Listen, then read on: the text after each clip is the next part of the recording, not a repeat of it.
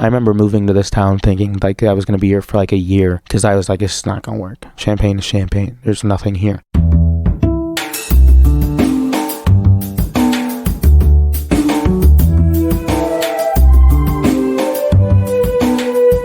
This is Champaign is Also a Band podcast. One songwriter, one song. I'm Sven, your host for a journey into the music of Champaign-Urbana. Recorded in the Blue Box studio with a songwriter from the Champaign-Urbana music scene, past or present.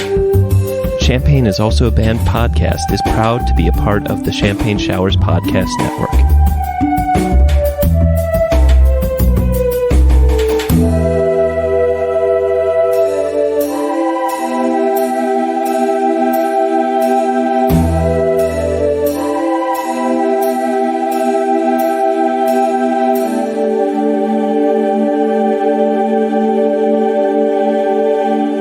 Welcome to Champaign is Also a Band podcast. Today, I get the rare privilege of recording in another studio, and it's the Half House Studios. And today, with me, I have Mousepad and I have WhipTRip.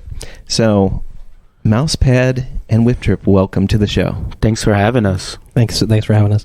You know, since this is a bonus episode, I'm just going to jump right in. What is Half House Studios? Because it's not just a studio. Half House is kind of like I guess you could say almost a collaboration space. Like an outlet. We didn't know what we were going to do at first, so it was really just an outlet for like us to make music and other artists to just come through that we knew in the town to like make music. We knew we wanted it to be bigger, but at the time we didn't know what we could accomplish yet because it was all so new. So it really just started out as like a pet project. Yeah, just getting people comfortable with music again. Did the idea of the studio come first, or did the house come first, and then you're like, we can put a studio in this space right here? Because this is attached to a house. It's not specifically part of the house, but it's like it's an additional room. Yeah. So, well, this is actually Half House 2.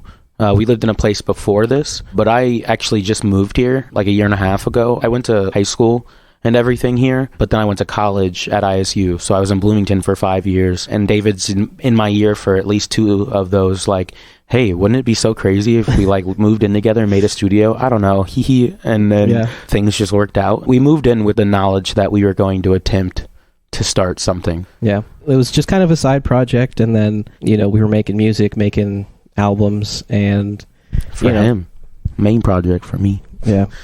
Yeah, well... Yeah. Now it's a main project. Now it's everyone. Definitely the main project, but going from this old house to this new one now where we're at, went from mostly like hobby stuff, mostly just, we're making music, we might release it here and there, to now we're doing a show almost every weekend and, recording 4 out of 5 or, 5 days of the week. Almost sometimes. You mentioned having shows and also putting them on. You seem to collaborate with the Canopy Club an awful lot, and I'm guessing, do you also have some local, DIY venues that you also collaborate with? Like, how did that come about? So basically, we knew this guy. I don't know him well, but some people in the group knew him. Chase Baby. I'm sure people know who that is. Episode 38. And he suggested us to Nola's back when Nola's was still around, which is crazy to say. Like, that was really only like 3 months ago. Back when Nola's was around, they were doing the Cypher Saturdays and they were looking for artists, and Chase Baby suggested Half House to come, and that was kind of the start of it. We just like got there. We tried to make as many connections as we could, meet as many people as we could, and luckily for us, we found the right ones. And yeah. I mean, if we're talking like growth and doing shows, getting recognition, that kind of all happened this year. I guess when we moved in here in August. Yeah. We had a couple shows maybe in that old house. We had like 2, I think. We did a house show, and then we did a show at 25 o'clock for like our first few shows, and then we moved. And I think Chase Baby just like saw one of the maybe clips of the show, or, we know a couple people who know him personally. It's like a kind of a weird connection that worked out, and, here we are. We talked to Robert over at Canopy a lot. He's definitely our hookups of just like, if there's a show going on, he'll hit us up. But don't go spamming his inbox now. True. But it's really about knowing the right people and doing everything they're asking and like over showing up, you know, because people really want to work with you if you seem motivated. We are. Right. You show it, and then people just want us to come back. And we're not super, I know you mentioned DIY, we're not super into like the house show scene around here. We want to. I want to be. Get involved, but to be honest, we've just been getting shows from people just wanting to either get us or, us reaching out and getting shows at Canopy pretty often now, especially now that Nola's is closed. It's kind of the only venue that'll put on a rap show on any given weekend. It seems to me, if you want to perform in the scene, you've got to be in the scene too. It's not just showing up to perform, it's showing up to attend and watching people who that are performing. You show up for their shows and they see you there and they see that you are interested in it. Is that kind of how you feel the development of Half House Studios has been brought into it? It's really just about like supporting neighbor dog. It's really about supporting like everybody you meet, not ever getting too big of a head, realizing like at the end like you're a community, and the thing that's going to put you to the next level isn't someone in Georgia, someone in Florida. It's right here in your town. We're not doing shows anywhere else right now except for Champaign, so it's like building our community here and just supporting all the other artists too. Not only that, showing up, trying to be up front for their shows, because people are so scared to be up front for some of these shows. So it's intentional. Doing like that and taking videos of them, posting them on our social medias, like, crazy set, things like that. Just building your base, building your community for sure. Especially people who want to get in the studio. I know those first couple of shows, we were really like, oh, we got to get this person in, this person. We were trying to. We were hungry. We're still hungry, and but we were getting really down hungry. to the front. Just Half House is rocking with you. Basically, a lot of those people have since come into the studio to do sessions. And I know that this was probably burying the lead a little bit, but when did Half House Studio begin? I mean, I guess you could say technically August of 21. Yeah, but really big movement this past August was when we really started reaching out to do shows, get out, and generally taking everything more serious. Yeah. Like I always tell people, that first year was just kind of us finding our footing. A lot of us just hadn't even recorded in a real studio setting before. So it's just finding your recording voice, because there is a difference. There's a difference between going into a booth to record the sort of vocals you want to hear versus being on stage and having to shout them into a mic. Mm-hmm. That sort of thing people, I feel like a lot of times just don't even really think about. It's just small stuff like that, where things you don't really think about that a lot of recording artists need to do or do to sound the way they do to distinguish themselves. I think that was a really good, just solid year for us to kind of figure that out. How many people are, if you want to call them, are on the roster for Half House Studios? As far as our tapes go, things like that, because we would do a collaboration tape, at least for now. We did one last year, and we have another one coming out mid-March. Usually on those we have, I believe it's 11 or 12 different artists on it. We kind of get together on Fridays, make new music, make new beats. It's more so for just experimenting and playing, because a lot of things are so serious about I have to put so much thought and energy into the meaning behind this, and it's no one has anything written, we have no beats made, we just come in on a day, and sometimes we make a really good song. So we put them on tapes. So there's about 11 core members. We have a manager, our manager Candy. She's been holding it down for us, kind of, Shout out Candy. Yeah, shout out Candy for real, because I would have fallen apart with all this new, information and things we're getting. Just, someone else to help David and I corral everybody and plan. Because if there's anything I know, I'm terrible at scheduling. I'll double book myself all the time. She's got me on a schedule. And we have social media too. We have our CP. And he does, social media promotion. He also hops on songs sometimes. I'm really curious about these Friday night, experimental, describe what that's like. I can see that you have two computers here. Yeah. It looks, there's a few instruments, there's a drum set. I'm just curious, and if you say that there are 11 people or so, that's quite a packed house. It's not that this is a huge area, and it doesn't need to be, but I'm just curious, describe how that works. How does, what starts it? Does somebody sit down?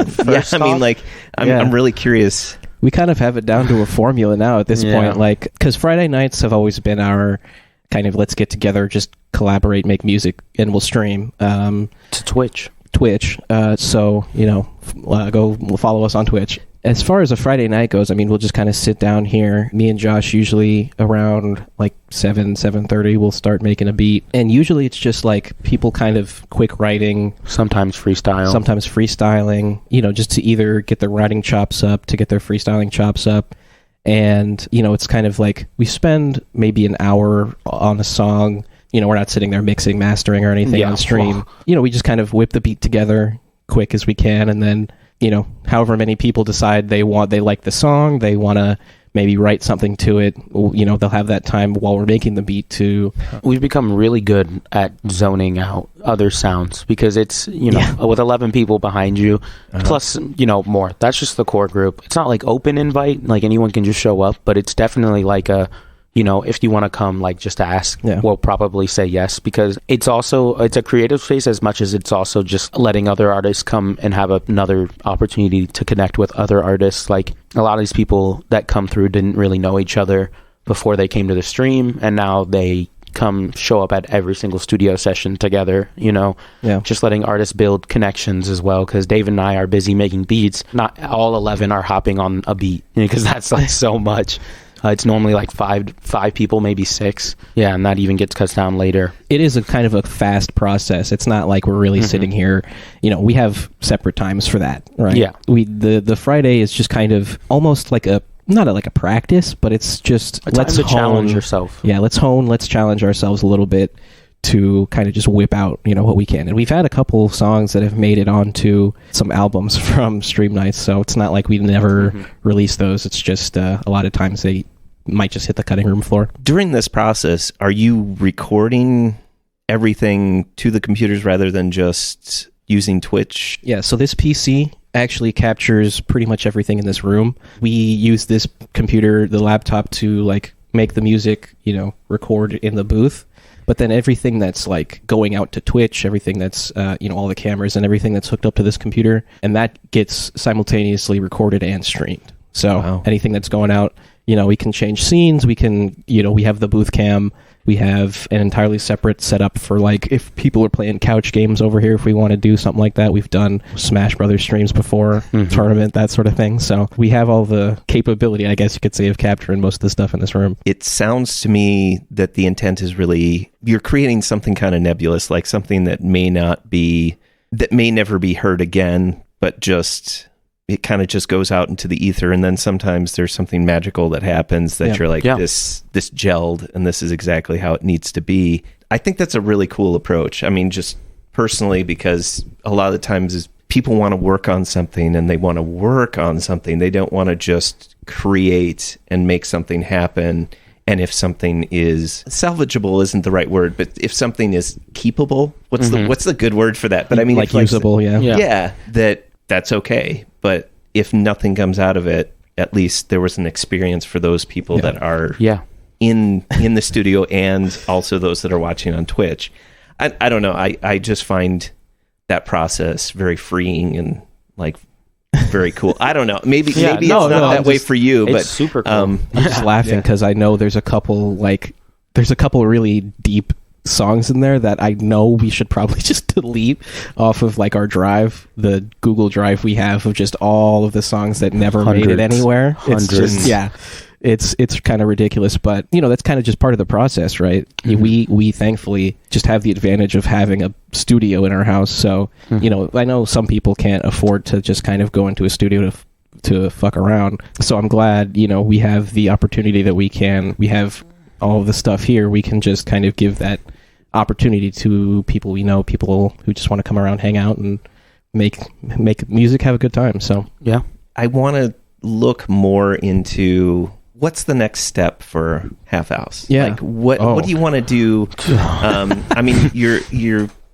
creating these, I think, sounds amazing nights on Friday, but you're going out and performing. What's next? What would you like to see happen with Half House? It's so hard to gauge because, like, genuinely, if you asked me, last June when we did our first like performance ever, what's next? Like, I wouldn't have said like, oh, a summer camp festival. Oh, we're doing shows every weekend now. It's like, it is a lot of just like, you can't even really pre-plan super far because things just come, especially in like this business. You have to have like a super objective for sure. The cart's a little bit in front of the horse for us right now, to be completely honest with you. It's a lot of just writing what we're doing that people like. But I think the bigger thing is just growth and really establishing a strong base of recording. Because I think it's cool to have the one studio and let people come here.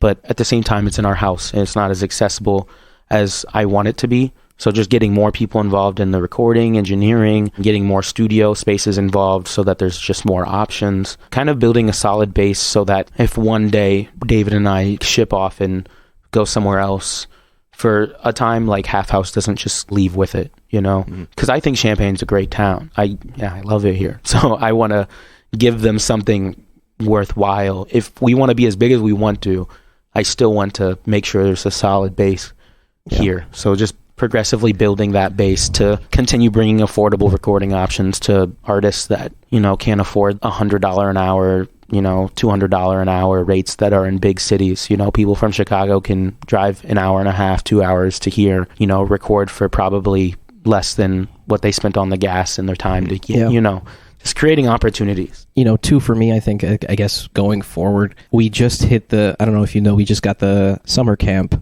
festival after the summer camp on the road show at Canopy. So I think, you know, that's kind of the big focus for us right now, getting ready for that and just kind of prepping for all the stuff we got to do there. But then, I mean, I don't know, there's a lot of avenues which we're kind of in right now. So it's really just about scaling all of them continually is really what it is. It really is like, I guess, brand building at this point.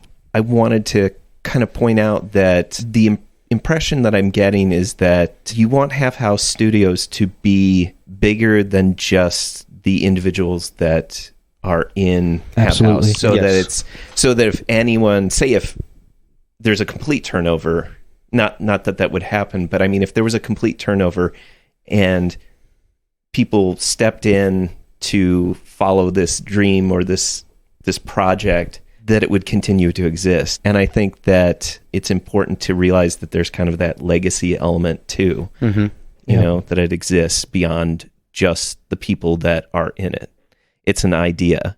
Are you also going into some video production? Yeah, so we have one of our friends who, you know, is collaborating with us, does some music. He's also what is it, like a film? Yeah, he was a cinematographer, I think, major film something at University of Milwaukee, Wisconsin, and he just graduated this past year, and somehow we convinced him to move in with us. Yep. So he does our videos. I have a music video coming out with him soon, hopefully by the end of March. Yeah, he's our videographer, because part of the experience of Half House 2 is like, you can do whatever. You know, we have somebody who can help you with almost every art form that you have, whether you want to do video, audio, graphics, things like that. The idea is everything's in-house because we're trying to be a cooperative. So just supplying our own people with opportunities to help other artists as well is a big thing. And I was just going to say, too, I think as much as it is like I guess you could say, built the music part of Half House, it's like we're still kind of working on building our visual studio, I guess you could say. It's a work in progress, and we're trying to get, you know, as much involvement as we can from new people, because honestly, a lot of us are now, between our own, you know, personal jobs and then Half House stuff, a lot of us are very busy. So it's really just, I think honestly, one of the biggest things has just been kind of trying to find more people to take on tasks, because we're all working, you know, none of us are really doing this for a ton of money. You know, we're not making a whole lot right now. It's really just about like the brand building and the collaboration, building the foundation, and having those people in place so that, you know, if and when something pops off, you know, we have the infrastructure already there. Don't get me wrong, everybody loves money, but I love music more than money. So, you know, oftentimes, again, it's hard right now. Everybody out here is broke. Choosing the music sometimes over getting paid to, just because you enjoy the music they make, you enjoy them, and you believe in what they're doing. We're not making the big bread quite yet. That's part of it too. You know, as a musician, you don't really get money from people listening to your music. You know, you kind of have to branch out and do merch or... do biggest moneymaker is merch for artists. Merch, physical copies of music, you know, things like that. What would you like to see Half House Studios look like in 5 years, in 10 years? Yeah. I know for me, 5 years from now, it's like I want to have all of the, I guess you could say, the vertical integrations that I want. You know, like have the merch co-op, have like a booking, like a touring company almost. I want to set up the businesses that we can utilize that are kind of almost branched out, not necessarily like exclusively for Half House necessarily, but you know, they can offer services to other people, but it's in network almost. It's like we have friends or whatever that we could set up with the equipment to start making shirts, and then you know, we can reach out to other local artists, make shirt runs. Basically, I guess 5 years from now, I want to be able to do everything in-house, because a lot of the times it's us not necessarily like relying on other people, but you know, as much as I appreciate all the opportunities people have given us, it's like it's not always guaranteed. Having our own stuff in place, I think, just solidifies that a little more as like something that will be around. Because I don't know what people's plans are. Rob could move in. I mean, anybody could move. Anybody could move. Anybody could take off, and then it's like, well, where are we then? You know, so strong foundation. Exactly. I want to.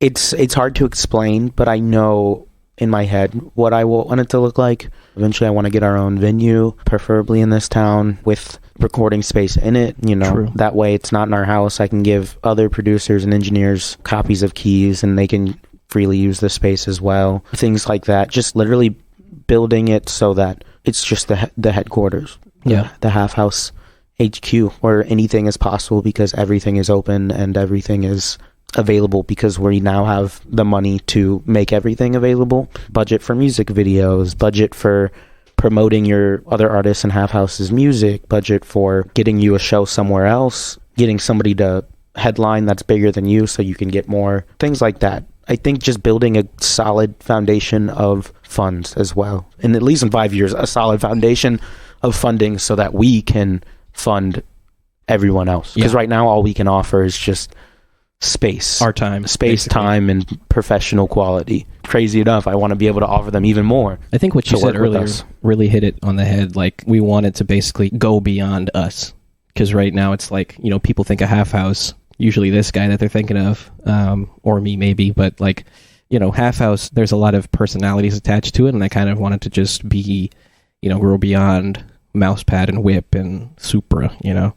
As much as I love these guys, it's like, no, for sure, know, we have the capacity to be more than that, basically. Hoping all the other artists that we work with brand themselves even, you know, in 5 years, I'd love to just have like a dedicated team of people to help others brand and promote their things, like get them scheduled to promote. You know, it can be whatever they want, but just, you know, people to help promote, help post on our page, you know, things like that.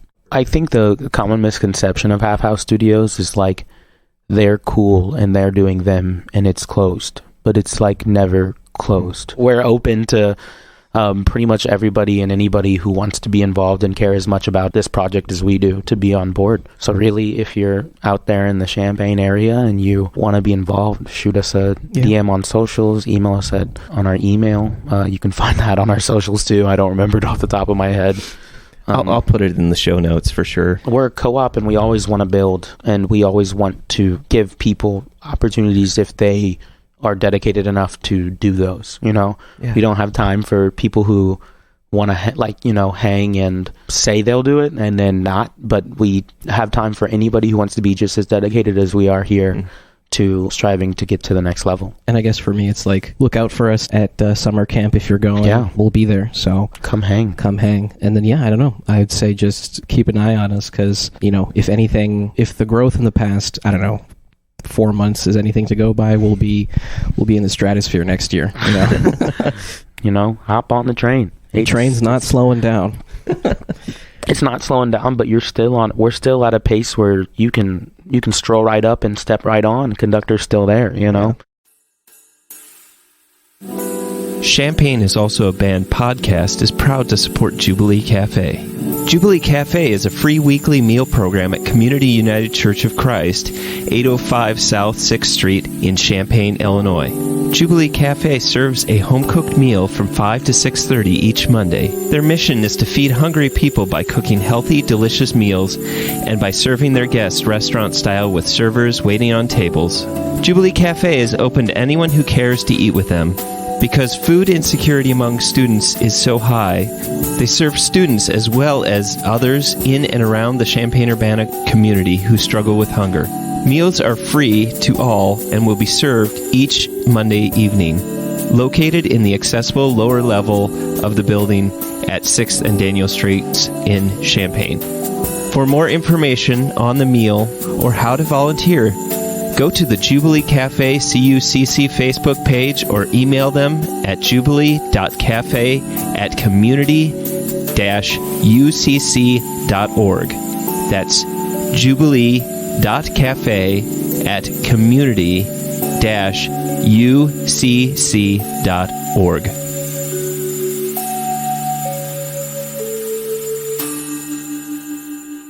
Welcome back. So, Mousepad, you get to go first. All right.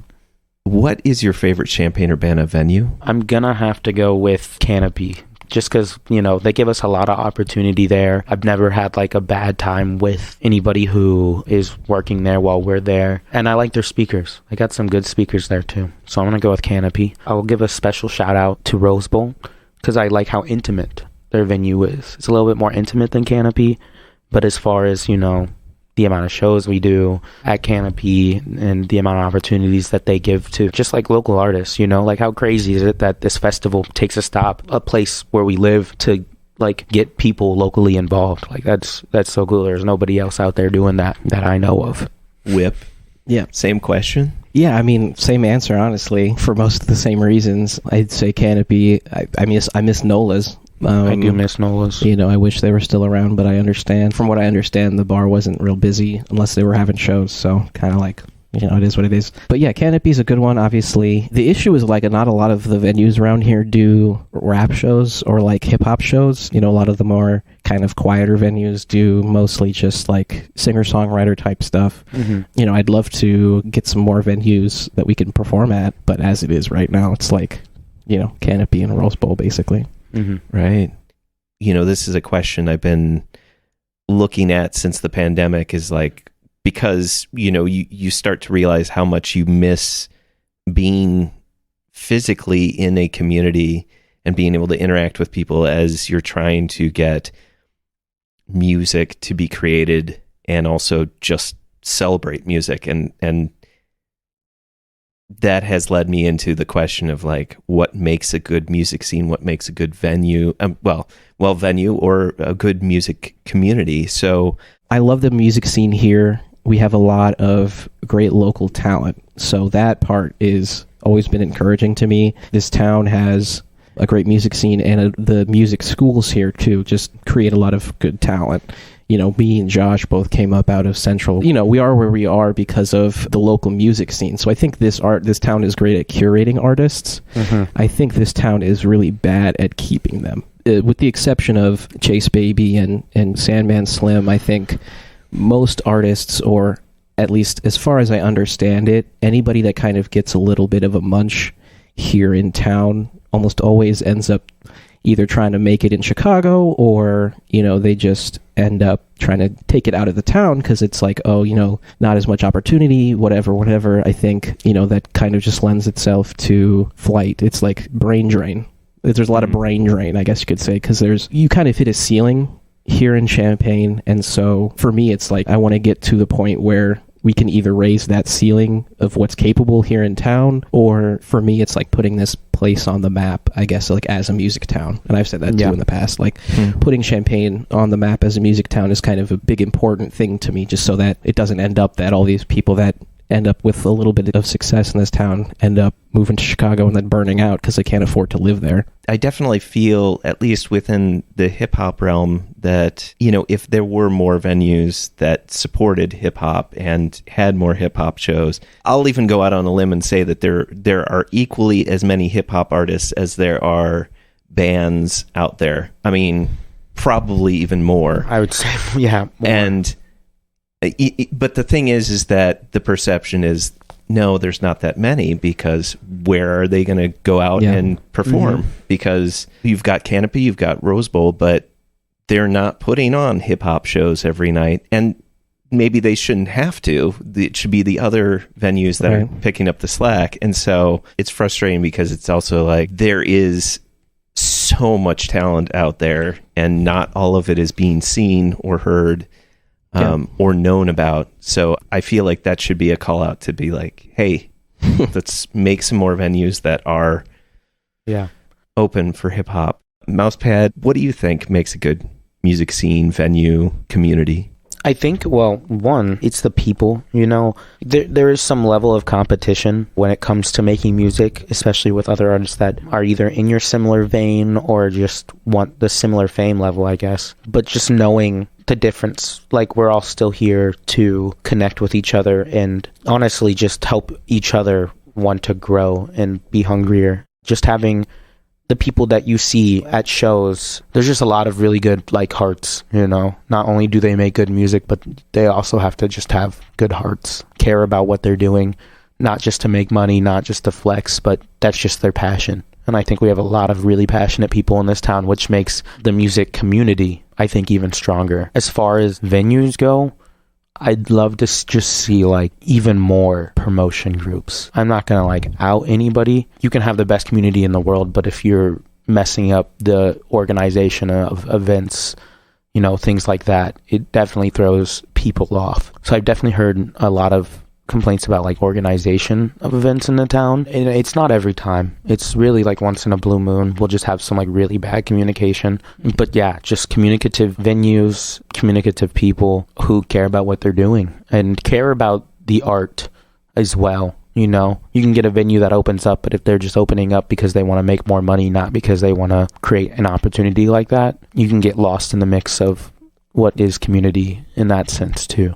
But yeah, the people here are great. I remember moving to this town thinking, like, I was going to be here for, like, a year, because I was like, it's not going to work. Champaign is Champaign. There's nothing here. It was also, like, right at the end of COVID, so there really wasn't anything quite yet, because everything shut down. A lot of places went out of business because of COVID, because they couldn't do shows, they couldn't feed people, they couldn't give them alcohol, things like that. I think we're still even now in the rebuild of just, I remember when I was in high school, you know, there were places my high school friends were playing shows at, you know, that I haven't seen or heard about since high school. But I think we're still in that rebuild period of people realizing they can do shows at their places, putting them on, because it's not just like, oh, we have a place to do shows. You got to have someone to manage it, promote it. So I think people are just starting to utilize that more, because I genuinely think that the music in this town is building back up to something as far as live shows go. You made me think about, you know, when you said competition, that people are competing. And I was thinking about, you know, if we think about this as like an ecosystem, you know, when there's less venues for people to perform, then there's more of a desire to compete with each other rather than support each other and go to all the different venues, because there's less, I don't know if I want to call like a venue as a food source, but right, like if you have 20 people and only one meal, you know, everybody's going to go for that one meal. Well, and it also is just a shame that there's so much talent that's just happening in studios with people just recording things and maybe not even performing out. Yeah, it's kind of like, you know, we have the Cypher Saturdays, we have shows that Canopy puts on, but a lot of those times it's like they're putting, you know, 8, 9, 10 people on a ticket, where during the course of the night, you know, it could fluctuate greatly, like on who's there, you know, who's there to see who, where I feel like even if you just had more opportunities for shows, you could lower those times. You could People just have could like get more than 10 minutes or 15 to do something, because there's more venues. You can do shows with 4 people at one venue, shows with 4 people at another, and, you know, there's no competition of, oh, I got 10 minutes. I got to put together the best thing I can put together possible for this 10 minutes, you know? Yeah. In my honest opinion, unless you have, like, real dedicated fans, it genuinely takes 10 minutes for an audience to even get into what you're doing or understand the vibe of what you're doing. So a lot of times I'll watch an artist for 10 minutes that I haven't seen before, 15, and then they'll end and I'm like, oh, dang. That went by so fast. That was like 4 songs. Yeah, I would love to see more shows in this town that are just 3 or 4 artists, an opener, maybe 2, and then a headliner, and it could be 3 headliners. I don't care how you do it, but just giving more people more time to grow. Theoretically, once you're out of this town in a bigger level, you know, you're not doing 10-minute sets anymore. And it's going to be a big awakening when we do the summer camp festival and we get an hour. And it's like, holy shit, we've never done anything longer than 30 minutes, like, for real. Just getting people ready for that next level. It's stamina too, you know. You can figure out exactly how much stamina you put into a 10-minute set, but it's a whole different ball game when you have to entertain people for 50 minutes, 40, 30. So I'd love to see more of that. I guess I've never thought about that. You know, if you only have a 15-minute set, you spend 10 very intense minutes trying to get people into what you're doing. You have to draw them in right away. If all of a sudden you have a half an hour set and you still proceed in that same 10-minute thing, you're exhausted wiped by minute after 20. Yeah. I almost wish, like you're saying, like we had more just shows that gave more time to people, because, you know, we have a thick catalog. You know, we have the music there. And so do people that not only we record, but just other artists. I know their Spotify. I listen to their music. I see they have hours worth of music. You know, that's not even including the features that aren't on their page from other artists they could bring in. There's more collaboration with more time too, I think. If I have 10 minutes versus if I have 30, I'm thinking, okay, I have 10 minutes. I'm going to put 3 songs of mine that are me because I want to showcase myself. But if I have 30, like, you know, I want a break. I can bring other artists to, you know, I could bring someone in who I have a collaboration song with, do that song, let them do one of theirs to get them their shine, and then go back to my stuff. You know, it's like there's less collaboration when there's less time too, I think. Even in the most couple recent sets we've done, like, we end up doing a lot of the same songs because, you know, you only have that 15 minutes to do your songs. You want to have your most exciting songs in those 15 minutes, but, you know, if you have more time, you can give a little bit more of a diversity of sound. Range, There's less range in 10 minutes, you know? If you have 10 minutes, all you want people to do is leave remembering, like, that was fun. There's not much room for giving people that emotion, the downtime that a 30-minute set has.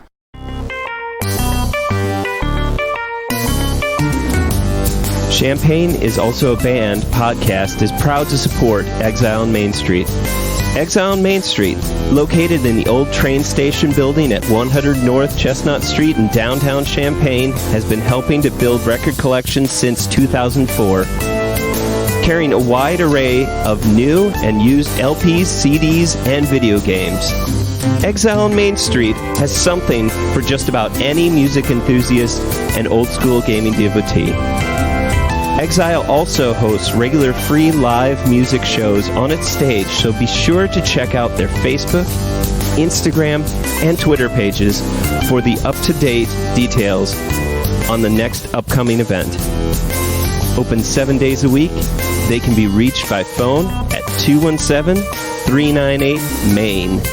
That's 217-398-6246. Welcome back. So, Trip, what is your favorite non-musical thing or things? Anybody that knows me knows if I'm not musically involved, I'm politically involved. If I have 2 passions, it's music and politics. So, you know, I'll shoot the shit on politics all day. You know, I love kind of, not like debating my friends, but I love the bouncing of ideas, and the more people who are actually politically involved in the process, society would be better. But, you know, not everyone has the capacity or the interest, obviously. But yeah, I love kind of just staying up to date, staying informed, trying to get involved, but, you know, obviously I only have so much time. For example, I was actually going to recently volunteer with Fair Vote Illinois, which is like a ranked choice voting organization, but I, you know, just ended up being too busy, unfortunately. But, you know, stuff like that, just getting involved in the local political scene, I guess. Would that include you maybe running for office at some point? He talks about it all the time. I've said if this, you know, if Half House just for whatever reason doesn't work out, I'm going to run for local office in some capacity. I don't know what it's going to be, but I'd vote for you. If Half House Studios does what you'd like it to do, there may be a point at which, because it exists beyond you, it will open up an opportunity for you to, you know, do that. And yeah, that'd be amazing. A bigger opportunity even than running for local office is having a platform that thousands and thousands of people look at to help and educate people. Yeah, I mean, hell, if I have Under- the platform, it's like I don't need the political office, because unfortunately, you know, people nowadays listen to celebrities more than they do elected officials. Yeah. Mousepad, what's your favorite non-musical thing? You know, I don't even want to sound like it's like crazy, but like I'm just as addicted to like we live in a capitalistic society, so money is like, if I'm not thinking about music, I'm thinking about how we can make more money, how we can brand ourselves so people want to buy our things. Or I also love this guy right here. He's hanging out. My cat Iago. That's one of my favorite things too.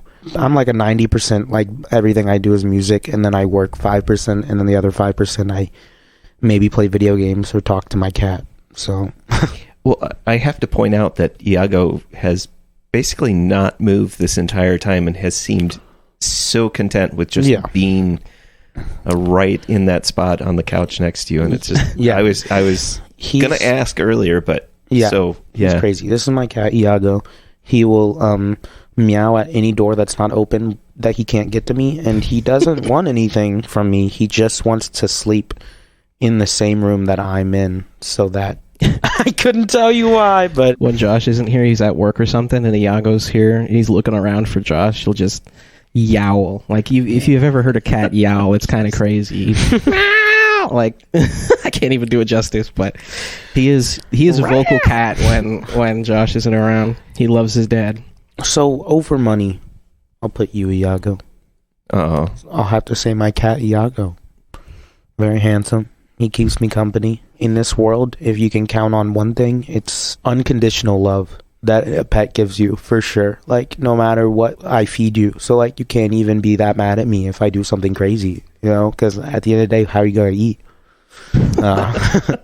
So I think, just that little support. He gives me that support I need sometimes when I think I'm going crazy. I'll look at him, I'll be like, am I crazy? And he'll tell me no. Oh. Awesome. But I swear I'm not a crazy cat dad. Yet. Yeah, shut up. So I want that neighborhood cat to come live with us. So what? As long as they got along, you could probably make it work. Yeah, You just need an extra litter box, that's all. He's really fun. We have another cat. She's just a bit more shy. And she's my other roommate's cat.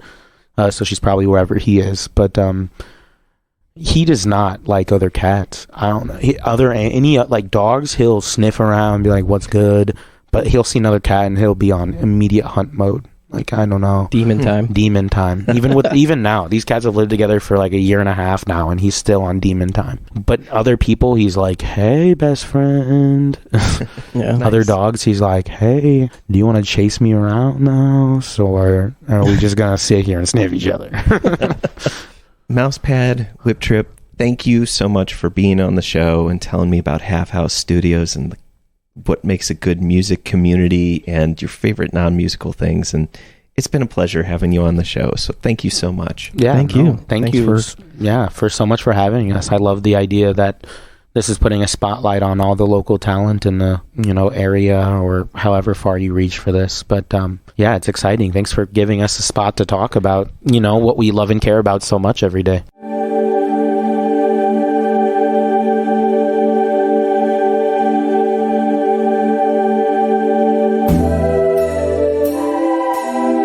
Thank you for listening to Champagne is Also a Band podcast. This is Mousepad. And this is WhipTRip reminding you, Great music is out there. Go find it where you live.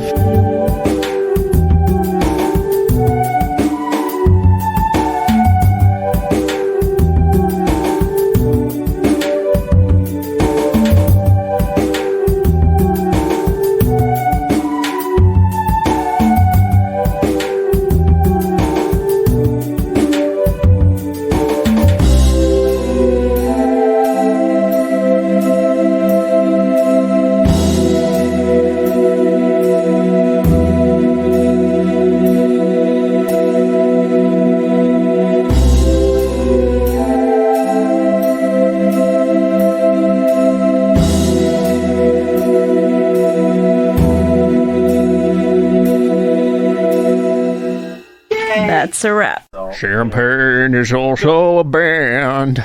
You almost have an NPR voice. It's so good. Studio South Beaker on the inside.